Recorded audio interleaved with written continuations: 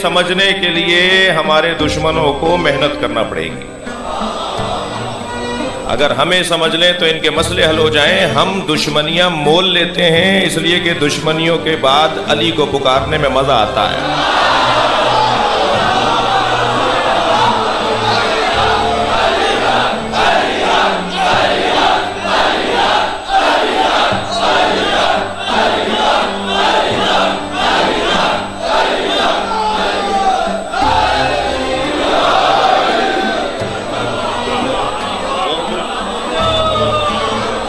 ہم پریشانیاں مول لینے والے لوگ ہیں. ہمیں جو مزہ اس تکلیف میں آتا ہے وہ ہمیں کسی اور تکلیف میں نہیں آتا. یہ بہت بے وقوف ثابت ہوئے ہیں ہمارے پاکستان میں. خود ساختہ خود باختہ ہمارے دشمن. ہمارا تو کوئی، ہم تو کسی کو مانتے ہی نہیں ہے نا دشمن. ہماری دشمنی کرنے کے لیے قابلیت چاہیے جو ان میں نہیں ہے. ہم سے لڑنے کے لیے اہلیت چاہیے جو ان میں نہیں ہے. کردار کے بونے لوگ وہ اس قابل نہیں ہے کہ وہ ہمارے سامنے آ کے کھڑے ہوں. تو یہ طے ہے کہ ہم پریشانیاں مول لیتے ہیں اور اپنے معیار کو اونچا کرتے ہیں. میں ان کم سن بچوں سے اور جوانوں سے کہہ رہا ہوں کہ ہر جگہ کھڑے نہیں ہوا کرو، ہر جگہ نہیں جایا کرو، ہر ایک سے ہاتھ نہیں ملایا کرو. ہمارا معیار کچھ اور ہے. ہم مزاروں والے لوگ ہیں. ابھی بھی ایک صاحب مزار کی قبر پر ہم مجلس پڑھنے آئے ہیں. ہم مزاروں والے لوگ ہیں، مزاروں کے مخالف نہیں ہیں. اگر پاکستان میں ایک صاحب کہنے لگے جی کوئی اللہ کا ولی فلاں بزرگ 8 10 20 50 بزرگوں کے نام لیے جن کے پاس پاکستان ہندوستان میں مزارات ہیں. ایک صاحب کہنے لگے کوئی میرا نام لے کے کہنے لگے اس سے کوئی پوچھے کہ کوئی ان میں سے کوئی شیعہ تھا؟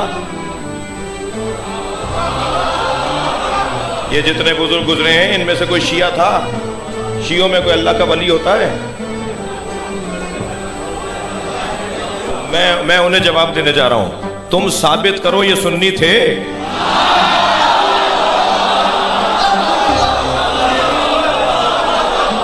کیا بات ہوئی؟ اب میری مشکل ہو گئی ہے مولانا، کیا کروں کہ وہ یہ مجھ سے ذرا پیار بڑھ گیا ہے تو یہ دیوبندی بھی مجھے مخاطب کر رہے ہیں، بریلوی بھی کر رہے ہیں اور اپنے بھی محبتیں کم نہیں کر رہے ہیں. تو ٹھیک ہے بات کرتے ہیں. کوئی ثابت کرے یہ شہباز قلندر سنی تھے، شاہ لطیف سنی تھے، امام بری سنی تھے. یہ کیا سنی شیعہ کی بات کر رہے ہو جی؟ کہنے لگے ثابت کرو یہ کوئی ان میں سے کوئی شیعہ تھا. قائد اعظم محمد علی جناح سے کسی نے پوچھا آپ سنی ہے یا شیعہ؟ تو قائد اعظم نے بے ساختہ فرمایا میں عصر مصطفیٰ کا مسلمان ہوں.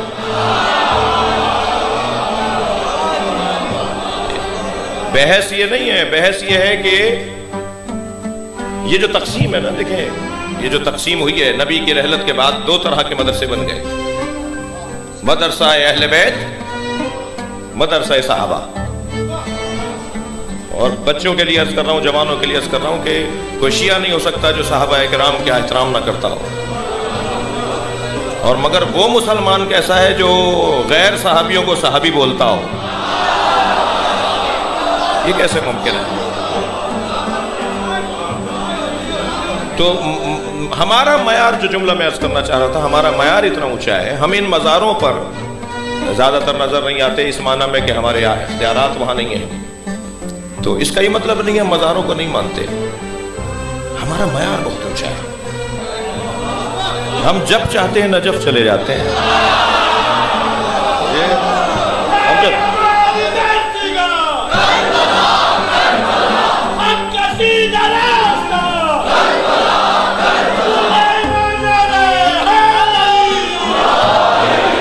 ہم جب چاہتے ہیں کربلا چلے جاتے ہیں.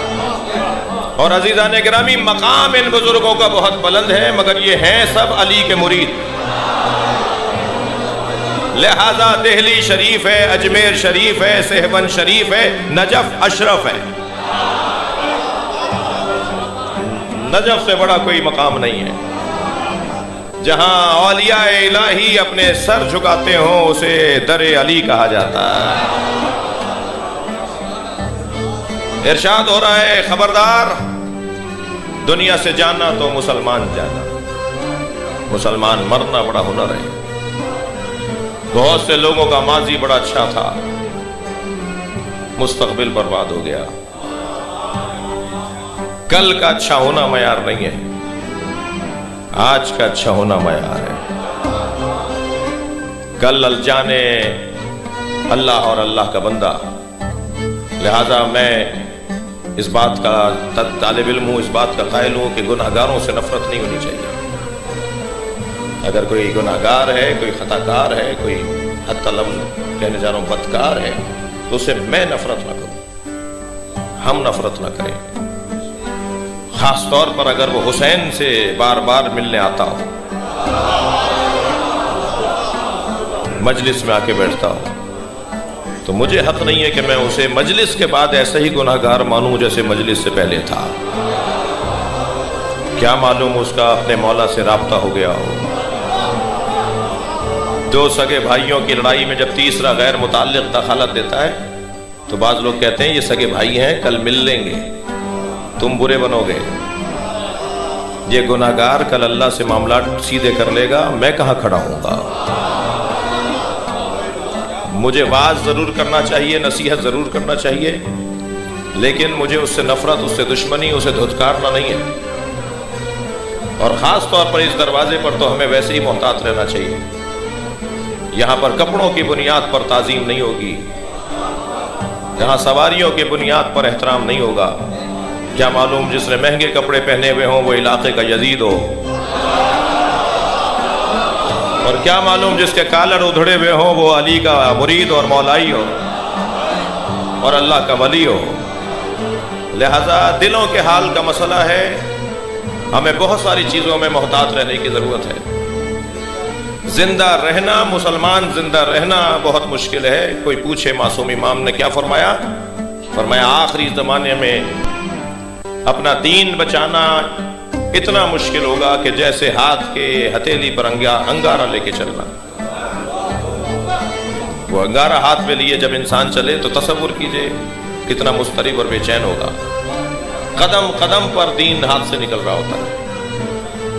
جی مینڈک تولنا کتنا مشکل ہے جی، ایک ترازو میں رکھ دیجئے باٹ، دوسرے ترازو میں مینڈک رکھ دیجئے، تول ہی نہیں پاتے جی، مینڈک تول ہی نہیں پائیں گے۔ آخری زمانے میں دین کو بچانا اس سے زیادہ مشکل ہوگا۔ آفسوں میں دین ہاتھ سے نکل رہا ہوگا، شاہراہوں پہ دین ہاتھ سے نکل رہا ہوگا، گھروں میں حال خراب ہوگا۔ انتہائی بھائی کورونا سے جتنے ڈرے ہوئے ہو اتنا دین کے رخصت ہونے سے ڈرنے کی ضرورت ہے۔ یہ جو وبا ہے نا، دین کی رخصتی اور دین ہاتھ سے نکلنے کی وبا، بار بار دین ہاتھ سے نکلتا ہے، اس کی ویکسینیشن کو مجلس اعضا کہا جاتا ہے۔